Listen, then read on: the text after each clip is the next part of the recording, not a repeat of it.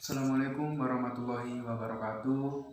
Selamat sore, saya Muhammad Rafi Asrofi, kelas 11 dari SMA Negeri 1 Cerme, Kabupaten Gresik.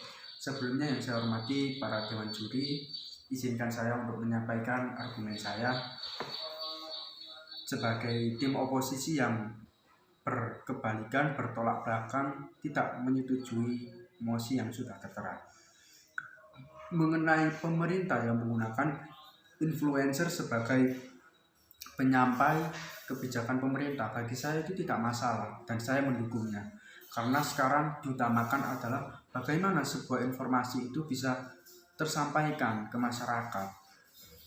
Kita punya sebuah kebijakan yang bagus, kita punya sebuah program yang bagus, tapi kita juga harus pikirkan bagaimana kebijakan ini tersampaikan ke masyarakat, karena percuma nanti ada program Kartu Indonesia Pintar, program BPJS, tetapi masyarakat tidak tahu. Maka sekali lagi saya ulangi, ini adalah sebuah program yang percuma karena masyarakatnya tidak tahu.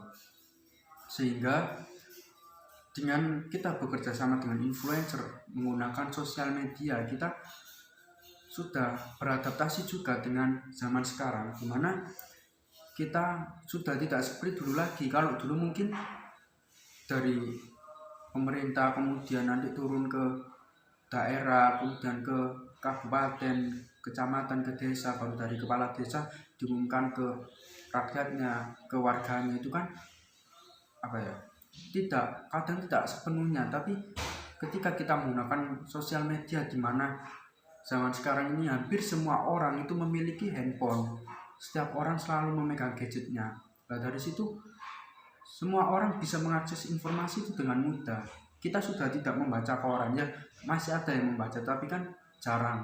Kemudian televisi, dibandingkan dengan melihat televisi, kita lebih mudah dengan melihat HP. Kita buka sosial medianya, dan para influencer tentunya memiliki pengikut yang benar-benar banyak di dalam sosial medianya. Jadi jangkauannya akan benar-benar lebih luas, dan konten-kontennya akan tentunya lebih memiliki daya tarik yang lebih baik. Jadi sehingga masyarakat itu juga akan timbul kebiasaan senang berliterasi, membaca informasi berita yang bagus. Dan memang setelah berjalan beberapa tahun ini banyak sekali kekurangannya, seperti adanya dari pihak influencer yang kurang paham sendiri mengenai kebijakan tersebut. Kemudian juga ada tugas dari si kehumasan yang seakan-akan berkurang, padahal sebenarnya dua ini bisa kita jadikan solusi. Karena si humas tugasnya berkurang, si kehumasan yang seharusnya menyampaikan informasi bisa membantu untuk mengontrol, memantau, untuk mengecek dan memastikan bahwasannya influencer itu bisa memahami. Ketika influencer sudah dipastikan oleh kehumasan benar-benar paham, maka nanti juga bisa dicek lagi konten yang akan dipublikasikan, bisa dicek lagi, bisa pastikan apakah ini benar-benar sudah sesuai apa belum. Ketika sudah sesuai, ketika sudah benar, maka bisa dikirimkan, bisa dipublikasikan lah, seperti itu. Kemudian ada yang tidak layak, karena tidak layak kok berita kebijakan pemerintah kok hubungannya ke artis, ke selebgram, ke influencer. Seharusnya kan sudah ada susunannya loh. Kita berkolaborasi, kita bekerja sama dengan mereka. Jadi kita nanti kesannya masyarakat itu kita kesannya membuat masyarakat supaya tidak jenuh, supaya tidak seperti dulu saja harus menunggu dari urut-urutan pemerintahan, tapi bisa diakses dengan lebih mudah. Nah, seperti itu. Kemudian untuk yang tidak transparan, untuk tidak transparan ini kan kita juga bisa menggunakan pembuktian.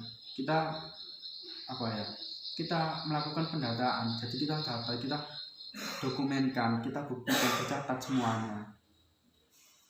Dan sebenarnya juga masih banyak lagi, tapi setiap kebijakan selalu ada kekurangan. Nah, seperti ini ada kekurangannya. Kenapa kita tidak mencari solusinya, kita tidak mengevaluasinya? Tapi kan kalau kita sudah mengevaluasinya, nanti kita bisa tahu solusinya, kemudian kita terapkan kembali.